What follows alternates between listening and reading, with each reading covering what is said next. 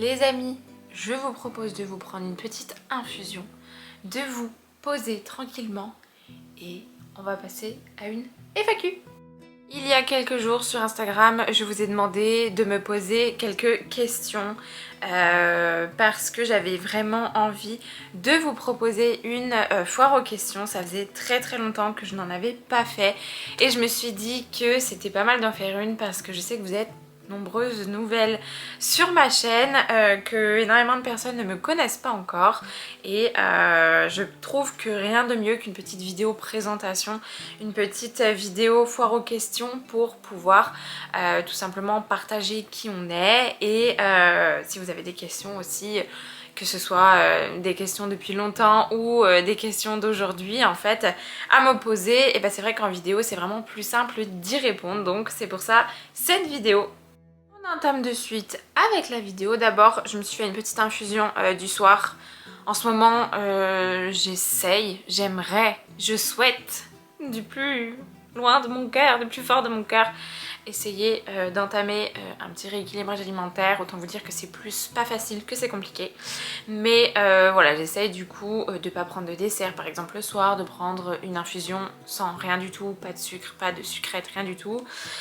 J'essaye de manger beaucoup de salade en ce moment, voilà, mais bon, autant vous dire que c'est pas gagné. Bref, pour celles qui ne me suivent pas encore sur Instagram, je vous mets ma page Instagram juste ici. Je suis une jeune maman qui partage mon quotidien sur YouTube et sur Instagram. Vous pouvez d'ailleurs me suivre sur ces deux plateformes là. C'est vrai qu'Instagram je suis beaucoup plus présente au quotidien et YouTube j'essaye vraiment de faire une vidéo par semaine. Voilà, j'ai 26 ans et je suis maman de deux petites filles, Angelina qui va avoir 3 ans et Valentina qui va bientôt avoir 1 an. Et je suis en couple depuis XXX temps. Je suis toujours avec le papa de mes filles, bien évidemment, cette question me la pose vraiment régulièrement. Et ce n'est pas parce que je ne montre pas mon chéri sur les réseaux sociaux, sur YouTube ou sur Instagram que je vis toute seule, qu'il n'est pas là. C'est mon choix et son choix qui n'apparaissent en aucun cas sur mes réseaux sociaux. Les réseaux sociaux c'est vraiment ma bulle à moi et il ne partage pas du tout cette bulle là. Non pas qu'il ne soit contre, mais c'est pas du tout son univers à lui. Donc voilà, j'ai et on a fait le choix qu'il ne soit absolument pas visible là-dessus. Pour remettre tout dans le contexte, c'est vrai que je partage beaucoup de ma vie de maman solo entre guillemets, tout simplement parce que mon conjoint a des horaires atypiques, c'est-à-dire qu'il travaille pas forcément tout le temps la journée, mais il travaille déjà les week-ends, il travaille en coupure et il travaille tous les soirs, ce qui fait qu'on a une vie un petit peu en décalé et tous les soirs je suis toute seule avec les filles. Quand je rentre du boulot, on a une demi-heure en commun et ensuite il part au travail et moi j'enchaîne avec le rush du soir.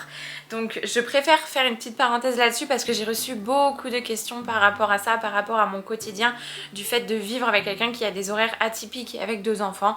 Et c'est vrai que j'ai reçu vraiment une foultitude de questions par rapport à ça. Première question, comment fais-tu dans les moments de down seule avec les filles? J'en ai pas vraiment, après quand j'en ai c'est très rare et quand je craque toute seule le soir dans mon lit. Voilà. Je craque une bonne fois pour toutes et après je suis requinquée, mais c'est vrai que ça m'arrive quand même de craquer, hein. Je suis humaine avant tout, je suis pas un robot. J'ai en fait beaucoup d'énergie pour les filles, grâce aux filles, mais c'est aussi elles qui m'en puisent le plus. Et ce qui fait que des fois en fait j'ai l'envie de craquer ou je vais craquer et puis en fait non, j'y vais, je vais m'occuper d'elle et puis du coup ça me rebooste à ne pas craquer et vice versa. Après c'est tout un cercle vicieux et voilà, toute une organisation, mais j'essaye de vraiment craquer le moins possible. Mais n'oubliez pas que je suis humaine, c'est juste que je ne le partage pas sur les réseaux sociaux. Hors de question de partager ça. Je partage déjà beaucoup de choses de ma vie privée sur les réseaux sociaux, donc voilà, jamais vous ne me verrez pleurer, ou très rarement du moins, jamais vous ne me verrez en down. Je n'aime pas du tout partager cet état d'esprit là, parce que mes réseaux sociaux, je ne veux pas qu'ils reflètent au final un état d'esprit qui est triste, pas très heureux, pas très joyeux, etc. Vous allez dire c'est peut-être un petit peu hypocrite. Après moi les réseaux sociaux, du moins mon Instagram et mon YouTube, j'en fais aussi ce que je veux, c'est un petit peu mon image et en fait mon image c'est de toujours vouloir refléter du positif. Donc au final c'est pas du tout hypocrite. Moi je garde mon petit côté un peu dark de mon côté et je ne veux pas vous en faire partager, non pas que je ne veuille pas, mais parce que c'est ma bulle de tristesse en fait que je laisse de côté et que j'essaye vraiment moi-même aussi au final de laisser de côté. Donc si je le partage encore plus ça fait un engouement etc. et j'aime pas du tout. Du coup voilà, c'est pour ça je préfère mettre un stop là-dessus direct. Est-ce que au moment de tes 2 grossesses tu t'es sentie bien écoutée et bien suivie? Alors bien suivi, oui, parce que j'avais des gros soucis de santé par rapport à mes grossesses. Donc d'un point de vue suivi médical, oui, j'ai été extrêmement bien suivie. Je n'ai eu aucun souci là-dessus. Bien écoutée, pas forcément. Après, je ne recherchais pas forcément non plus à ce qu'on m'écoute. La seule écoute entre guillemets et le seul refuge on va dire que j'ai trouvé c'est justement Instagram. Mais voilà, je ne cherchais pas forcément à parler de choses et d'autres. Après j'ai pas eu une grossesse difficile non plus, j'ai eu 2 grossesses complètement différentes mais relativement cool et je relativisais beaucoup en étant enceinte étant donné que c'était un cadeau de Dieu pour moi déjà d'être enceinte et donc je me disais que même si je passais ma journée en fait à vomir c'est pas grave, je me disais bon c'est ok. J'avais pas forcément besoin d'en parler, j'avais pas forcément besoin voilà, je ressentais pas en tout cas ce besoin là. Mais je sais qu'il y a beaucoup de femmes qui sont enceintes qui ont besoin de ressentir ça. Et je sais qu'il y a des plateformes par exemple comme WeMom ou des réseaux sociaux, peut-être aussi même des pages Instagram où vous avez des mamans qui partagent ça, qui peuvent être à l'écoute.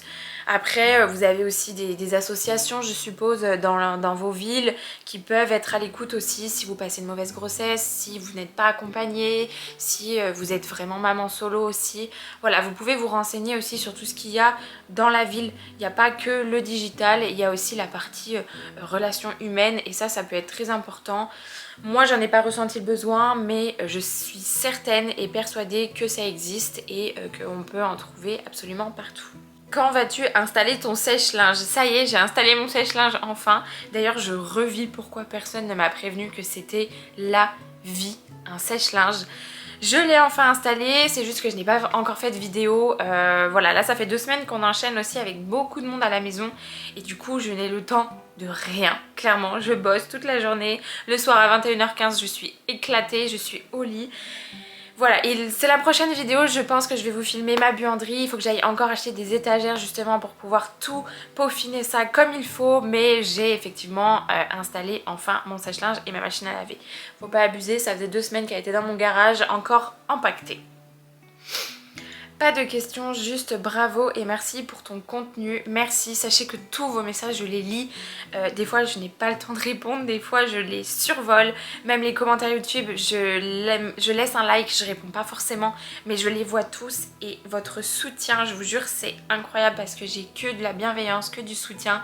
Tous les jours je reçois au moins 1 ou 2 messages de personnes qui me disent bravo pour ce que tu crées, bravo pour ce que tu véhicules et je vous remercie parce que moi pouvoir véhiculer de la bienveillance c'est tout ce que je recherche. En fait ce que je véhicule je sens que vous me le rendez fois 1000 et j'ai peut-être besoin aussi de recevoir de la bienveillance tout en véhiculant et du coup voilà c'est un peu donnant on va dire mais en tout cas merci pour tous vos messages, pour tous vos commentaires, pour tout l'amour. Franchement c'est trop bien et c'est hyper plaisant et forcément ça me motive à faire encore plus de contenu et à vous partager encore plus de choses. Comment ça va Angelina à l'école? Et ben franchement pas perturbée l'enfant, ça se passe super bien.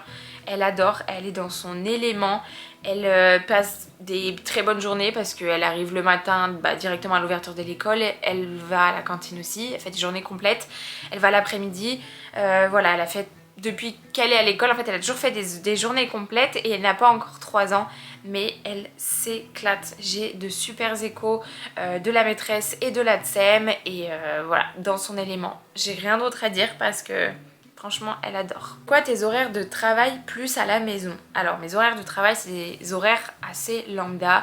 Je commence le matin aux alentours de 9 h, je termine aux alentours de 17 h 30. Donc ce n'est pas moi qui va chercher Angelina à l'école, c'est son papa. Par contre moi je peux l'emmener le matin du coup à 8 h 30 à l'ouverture de l'école.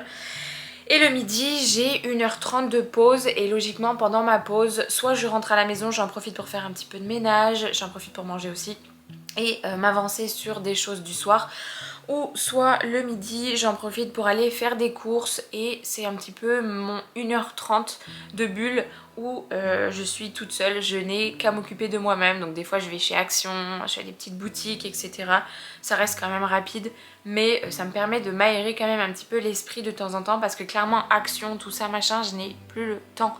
Je n'y vais pas le week-end parce que je suis tout le temps avec les filles et que bah je vais pas leur faire subir les boutiques toute la matinée les filles. Ou alors j'ai du monde à la maison, ou alors j'ai la famille qui vient etc. Donc bref, j'ai le temps de rien. Et la semaine c'est pareil.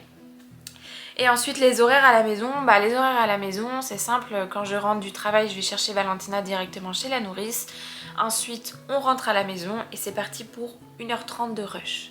Et ensuite, une fois que les 1 h 30 de rush sont terminées, logiquement il est à peu près 19 h 30, 20 h, un truc comme ça, je suis éteinte. Et c'est-à-dire qu'il n'y a plus personne. Clémence, elle met le cerveau sur off. Carrément, j'ai la flemme de me faire à manger. Je ne pensais jamais dire ça un jour, mais j'ai la flemme de manger. Quand est-ce que Angelina a commencé à faire des phrases entières, si elle les fait? Et Angelina, elle a marché très tard, mais elle a parlé très tôt. Je pourrais pas vous dire à partir de quand elle a commencé à faire des phrases entières, mais elle parle super bien. Elle parle vraiment très bien. Depuis très longtemps, je peux avoir des conversations avec elle. Elle apprend beaucoup de choses. Elle retient tous les mots qu'on lui dit, les bons comme les moins bons. Et franchement, elle est... Voilà. Je pourrais pas vous dire à quel âge. Autant au niveau motricité, etc. Bon, si motricité, elle était quand même douée, mais tout ce qui est, par exemple, ouais, marcher, courir, tout ça, doucement. Mais alors parler, c'était un moulin à paroles. Comment tu fais pour t'organiser autant sur les repas? C'est incroyable. Les barquettes, les filles. Les barquettes. Les barquettes, je ne cesserai jamais de le répéter. Les barquettes. Je suis la reine de la barquette, vous le savez très bien. Quand je fais des plats en grosse quantité, vraiment des plats familiaux, je congèle tout le temps des barquettes. Je fais des barquettes pour Angelina, je fais les petits pots pour Valentina. Il faut que mon congélateur soit toujours plein de barquettes parce que sinon je me sens submergée le soir. Je n'ai absolument pas le temps de préparer à manger pour les filles, donc c'est toujours des barquettes. Soit je prépare les barquettes, je les mets au frigo et donc comme ça ça reste frais, donc je peux les consommer au fur et à mesure, ou soit je les congèle et je les décongèle dans la semaine. Barquettes, barquettes, barquettes, barquettes, barquettes. Le week-end, je cuisine beaucoup. J'adore cuisiner. La semaine, c'est vrai que je pense que je cuisine très peu. Enfin, depuis que j'ai repris le travail, en tout cas, je cuisine très peu parce que j'ai trop la flemme, parce que j'ai pas le temps. Mais le week-end, par contre, on passe notre week-end en cuisine. On adore faire ça et en plus, on anticipe sur notre semaine. Comptes-tu rester encore longtemps sur YouTube? Tant que j'ai toujours ce petit temps à moi pour pouvoir faire YouTube, oui. Je continuerai malgré que je travaille à 100% et malgré que je m'occupe à 100% de mes enfants une fois qu'elles ne sont plus en garde. Oui, bien sûr que j'arrive à trouver quand même un petit peu de temps, souvent le soir, pour pouvoir vous proposer du contenu, notamment sur YouTube. C'est aussi ma bulle à moi. Il y en a qui adorent faire du sport, il y en a qui vont aller faire du cheval, il y en a qui vont aller se balader. Moi, ma bulle, c'est faire mon montage sur mon ordinateur et être devant ma caméra. C'est vraiment ce qui me passionne. Voilà, si j'avais pu en faire mon métier, bien sûr que j'en aurais fait mon métier. Ce n'est pas le cas. Il faut pas croire que les réseaux sociaux, on peut en faire notre métier comme ça. On n'est pas tous des influenceurs ou des influenceuses, pas du tout. Et du moins, on ne peut pas en vivre comme on le voudrait. Il faut énormément de travail pour ça. Et je souhaite aussi assurer mes arrières, bien évidemment. Les réseaux sociaux, il y a un certain revenu, ça je vous l'ai jamais caché et je pense que d'autres influenceuses ne le cacheront jamais. Il y a énormément d'influenceuses qui gagnent mais des 1000 et des 100, ce n'est pas mon cas. Et c'est pour ça que je choisis aussi d'assurer mes arrières en ayant un travail à côté. Et j'arrive à joindre les deux bouts grâce à ça et j'arrive à faire les deux C'est-à-dire mes vidéos YouTube et en même temps mon boulot à 100% et en même temps mes enfants qui me prennent tout mon temps. Autre question, et alors celle-là on me la demande tout le temps dans mes messages Instagram. Comment tu fais pour rester toujours de bonne humeur et motivée malgré ta charge de travail? Je dors beaucoup. J'adore dormir. Vous ne le voyez peut-être pas, mais à 21h15, je ronfle. Les filles, vous verrez jamais d'histories de moi à 23h, à 22h, même à 21h45, c'est très rare. Sauf le week-end. La semaine, si j'ai pas mon quota de 8 heures de sommeil dans les yeux, je suis exécrable. Et du coup, j'ai trop besoin de dormir. Et après, il faut savoir aussi que moi, chez moi, tout est millimétré. C'est un petit souci qui me crée d'ailleurs des petites crises d'angoisse. Mais depuis que j'ai les filles, depuis que j'ai repris le travail et depuis que mon chéri a des horaires aussi atypiques, tout est un peu carré et militaire, mais j'ai pas le choix parce que sinon en fait ça roule pas comme je veux. Moi je fais des crises d'angoisse et après en fait c'est le souk et ça va pas. Le matin je me lève à telle heure, j'ai le temps de me préparer pendant tant de temps, les filles se réveillent après, on part à telle heure, le travail c'est de telle heure à telle heure. Le soir c'est de telle heure à telle heure et je sais que à telle heure je vais être couchée. Et ça tout le temps. Quelque part c'est une routine que j'aime, mais quelque part c'est une routine qui me prend la tête. Parce que franchement je suis tout le temps en train d'anticiper, tout le temps en train de, pas calculer, mais c'est limite ça en fait. J'arrive dans un engrenage où tout est militaire. C'est carré. Mais à côté de ça, je garde ma bonne humeur parce que j'estime que j'ai la chance de travailler, j'ai la chance d'avoir mes filles, j'ai la chance d'avoir un toit sur la tête, de pouvoir me nourrir à ma faim. Et parce que au final ça me fait du bien aussi de travailler. Avant j'étais maman au foyer pendant 1 an et demi, j'ai gardé Angelina, je suis tombée enceinte et j'ai eu mon congé mater, etc. avec Valentina.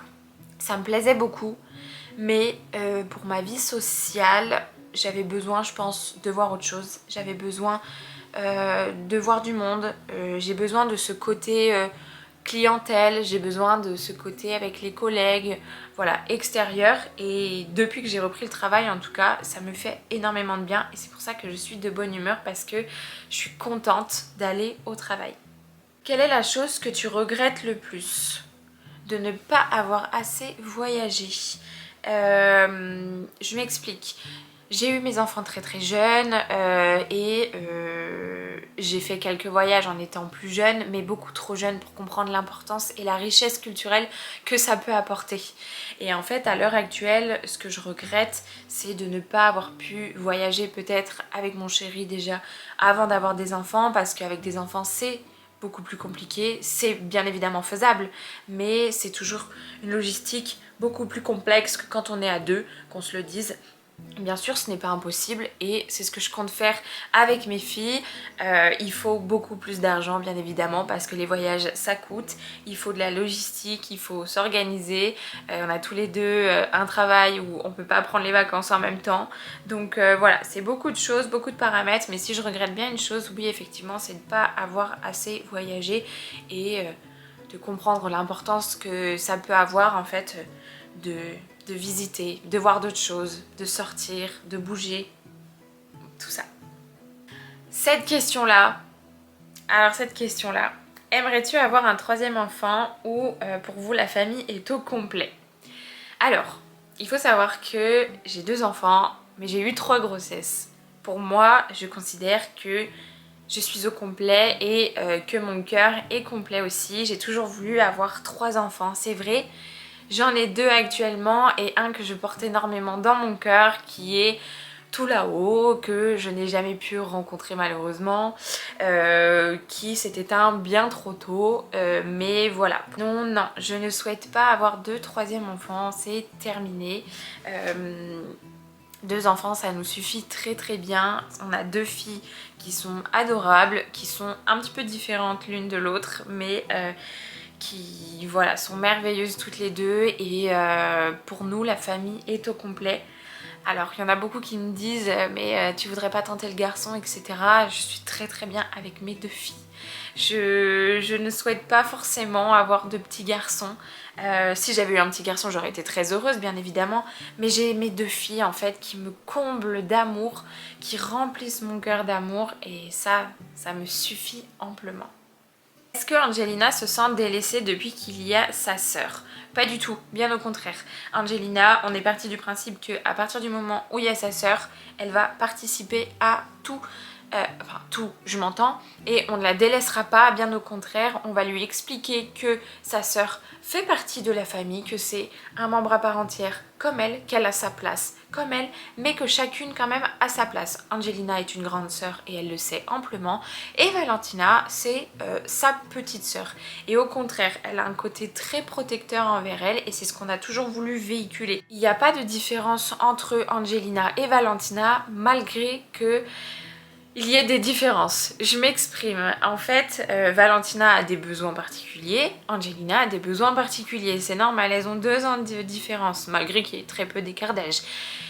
Et ce qu'on essaye de faire comprendre à toutes les deux, bon Valentina c'est un petit peu plus compliqué parce que c'est un bébé, mais du moins Angelina qui est en mesure de comprendre et qui comprend amplement, c'est que Valentina c'est un bébé et elle a besoin de ça et de ça, que sa sœur n'aura pas besoin. Mais sa sœur, à contrario, a besoin de ça, et que sa petite sœur n'aura pas besoin dans l'instant T. Et ça, on essaye de faire comprendre ça aux filles. Angelina va avoir besoin, par exemple, de jouer à certains trucs, il va falloir qu'on se concentre sur des choses, etc. Il va falloir prendre le temps, par exemple, de faire des jeux avec elle.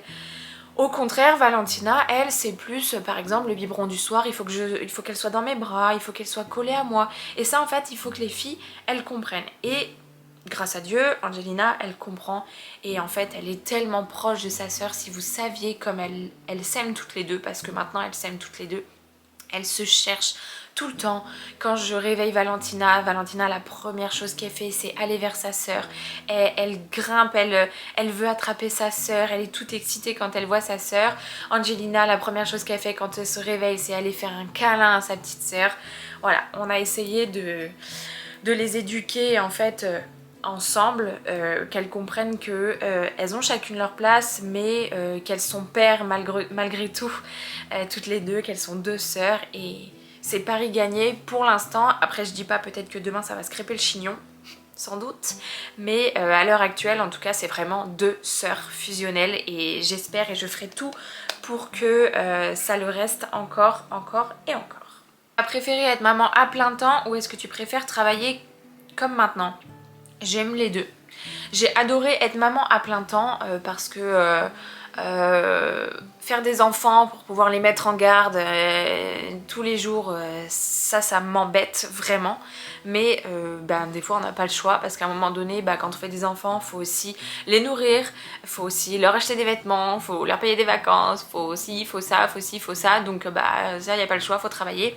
Mais à côté de ça, j'ai adoré être maman au foyer parce que j'ai vraiment élevé Angelina, j'ai fait beaucoup de choses avec elle, j'avais le temps pour mon foyer, j'avais le temps pour plein de choses, et ça c'était vraiment top.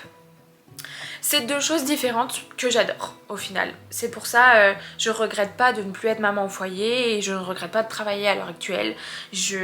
Franchement c'était 2 expériences de ma vie, c'est 2 expériences de ma vie que j'ai adorées, et je ne regrette absolument pas avoir été maman au foyer. Ça a été, je pense, une des plus belles choses de ma vie, d'avoir passé ma grossesse au calme, d'avoir pu élever ma première fille qui était quand même en bas âge tout en étant enceinte. Franchement je regrette pas du tout, et c'est pas mal vu d'être maman au foyer, bien au contraire. Moi j'ai trop adoré, je le criais sur tous les toits, et en fait je le criais sur tous les toits et en même temps on me respectait en me disant ah bah ouais bravo, tu fais plein de choses et tout. Bah ouais, je suis maman au foyer, c'est trop stylé. Voilà, je gagnais moins, clairement beaucoup moins, mais je m'en foutais parce que j'étais en paix avec ma fille, ça nous convenait sur ce moment-là, et c'était très bien comme ça. On était en appartement à l'époque, enfin à l'époque c'était il n'y a pas si longtemps que ça, mais on était en appartement, et voilà, ça nous convenait amplement, c'était top. Es-tu en statut entrepreneur avec tes revenus YouTube? Avec tes revenus YouTube? Oui, je suis en statut auto-entrepreneur pour YouTube. Voilà, parce que vu que je travaille maintenant et que je génère forcément des revenus aussi avec YouTube, c'est important de se déclarer et du coup, je suis déclarée. Voilà. Quels sont tes projets YouTube ou vacances pour le printemps et l'été? Alors mes projets YouTube, c'est de continuer déjà mes vidéos YouTube, mes routines. J'aimerais aussi réussir si j'y arrive, mais ça sera à partir du printemps, à vous faire 2 vidéos parce que là franchement le soir il fait nuit, c'est infernal, je ne peux rien filmer, en fait il fait noir, donc clairement c'est nul. Et puis en plus de ça je suis éclatée et en plus de ça quand on rentre le soir on ne fait rien à la maison. Alors qu'au printemps quand il fera beau etc on pourra avoir une deuxième journée le soir, donc ça va être trop stylé et ça je vous filmerai. Pour les vacances, on a réservé nos vacances et on part en Espagne. Voilà, c'est le pays où on voulait, c'est notre pays de cœur avec Kevin. Et c'est le pays où on voulait emmener nos filles pour les vacances. Le premier pays où on voulait vraiment emmener nos filles et on y va du coup prochainement. Si tu avais un garçon, comment tu l'aurais appelé? J'avais déjà répondu à cette question-là. Mais c'était sur une foire aux questions sur Instagram et moi j'adore le prénom Pablo. J'adore ce prénom. Voilà, c'est un prénom typiquement espagnol, mais j'aime vraiment ce prénom. J'étais toute seule apparemment à l'aimer. As-tu trouvé ça difficile de passer d'une vie de couple à deux à une vie de maman? Non, pas forcément. Pour nous c'était la suite logique et sachant qu'on a vraiment attendu, on l'a vraiment désiré ce bébé. Ces 2 bébés d'ailleurs on les a vraiment désirés, donc non c'était une suite logique, ça n'a pas fait de choc entre guillemets de fait d'avoir un bébé, bien au contraire en fait ça nous complète. Et le fait d'avoir eu Valentina très tôt aussi, parce que Valentina il faut savoir que j'ai arrêté la pilule justement pour pouvoir avoir un deuxième bébé et je suis tombée enceinte directement, mais vraiment directement, c'est-à-dire très rapidement. Et à la base, moi j'ai plein de soucis au niveau ovaire, etc. Machin, tout ça. J'ai qu'un seul ovaire, j'ai le syndrome des ovaires polykystiques. Et je me suis dit, de toute façon, j'arrête ma pilule. Il y a le temps avant que bébé arrive. Sauf que bébé, à peine j'ai arrêté la pilule, bébé était là. Donc du coup, voilà, je me suis retrouvée enceinte très rapidement. À la base, Angelina devait déjà avoir 2 ans quand j'étais censée tomber enceinte. Au final, elle a eu 2 ans quand j'ai accouché. Donc voilà, il y a eu 9 mois entre temps. Mais non, pas du tout. En fait, ça complète notre amour, ça complète notre famille, ça complète. Je ne peux pas dire autre chose à part ce terme-là qui, je trouve, définit très bien la venue de nos filles. Qu'est-ce que tu utilises comme méthode contraceptive et ton avis sur le contraceptif? J'utilise la pilule. Et d'ailleurs, ça me fait yesh. Parce que j'en ai marre de prendre la pilule, clairement, ça me saoule. Je bouffe des cachetons, je sais même pas ce qu'il y a dedans, je sens que hormonalement parlant, mentalement parlant, physiquement parlant, ça me touche beaucoup. J'ai essayé de changer de méthode de contraception et je n'ai pas réussi parce que mon corps fait un blocage dû à l'accouchement de Valentina et qui a été un accouchement très compliqué et du coup voilà, je voulais mettre un stérilet et j'ai pas réussi. Donc pour l'instant c'est la pilule et qu'est-ce que j'en pense? Bah c'est nul, voilà, c'est nul mais je suis vouée à encore prendre la pilule, voilà, je ne peux pas me faire ligaturer la deuxième trompe, enfin la dernière trompe, la seule trompe qui me reste au final. Je peux pas la faire ligaturer parce que je suis beaucoup trop jeune, j'ai 26 ans, malgré que j'ai 2 enfants. J'aimerais bien trouver une autre méthode de contraception, mais un truc sans hormones, un truc, voilà.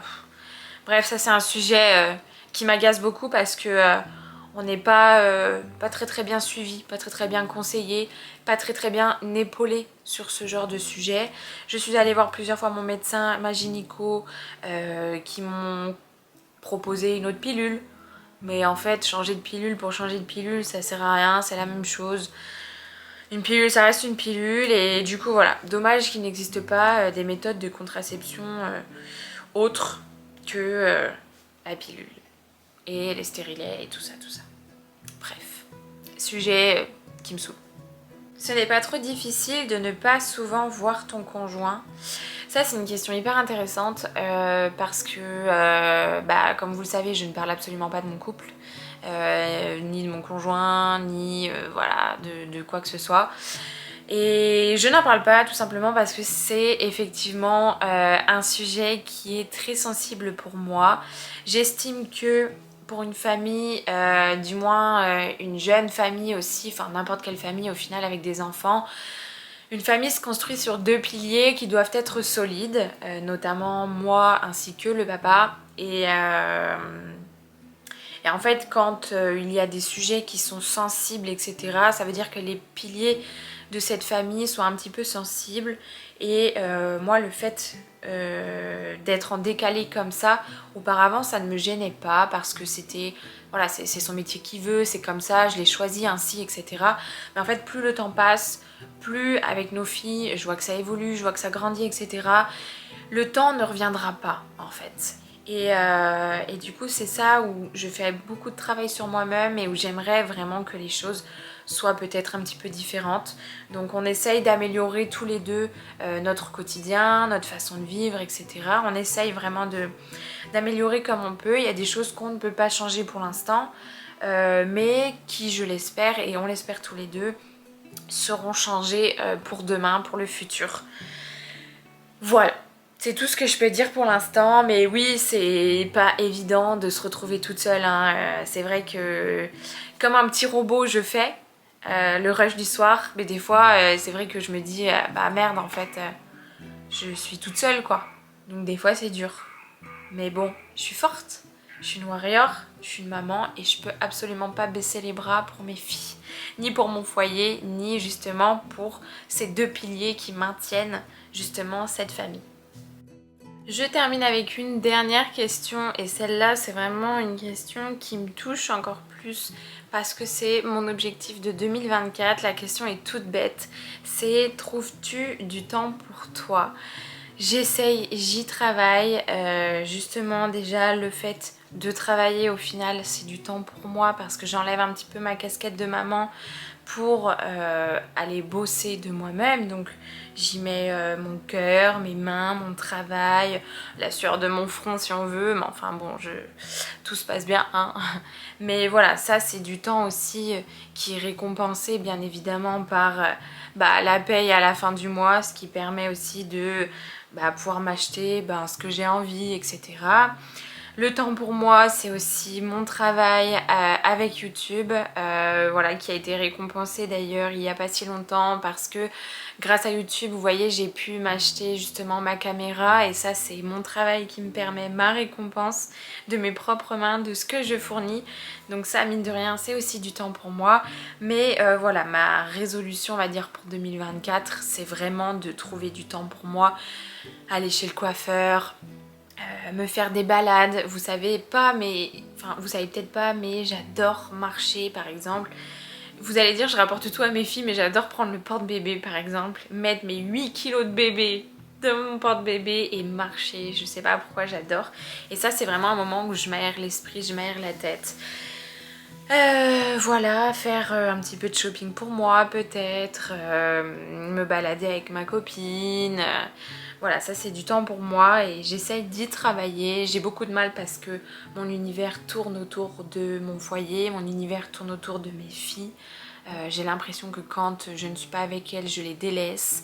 J'ai l'impression que si je les laisse chez ma mère, je suis une mauvaise mère et que je m'en occupe pas, alors que pas du tout. J'ai le droit aussi d'avoir mon moment de bien-être. J'ai le droit de souffler et j'ai le droit de penser à moi, d'avoir un état d'esprit qui est en lien avec moi-même, on va dire, et d'avoir des moments de paix, ce qui me permet d'être une maman encore plus en forme. Et c'est pas une maman qui va délaisser ses enfants, bien au contraire, c'est une maman qui va avoir pris du temps pour elle parce qu'elle n'est pas que maman, elle est femme, et qui va être justement encore plus en forme pour revenir dans son rôle de maman. Et ça, c'est vraiment ce que je veux travailler le plus en 2024. J'ai du mal, je vous avoue que j'ai beaucoup de mal à faire ça. Je me pose beaucoup de questions sur moi-même, sur ce que je fais, est-ce que c'est bien, est-ce que c'est moins bien. Mais je suis sûre que je vais réussir à trouver justement du temps pour moi et à trouver les bonnes méthodes pour lier en fait ma vie de femme et ma vie de maman, tout simplement. Cette vidéo est terminée, j'espère vraiment que ça vous a plu. Comme toujours, n'oubliez pas de me laisser un commentaire. D'ailleurs, si vous avez d'autres questions, je vous invite à me le dire justement sous cette vidéo et je vous y répondrai avec grand plaisir. Comme toujours, vous pouvez me rejoindre aussi sur Instagram et sinon, on se retrouve dimanche prochain. Allez, bon dimanche!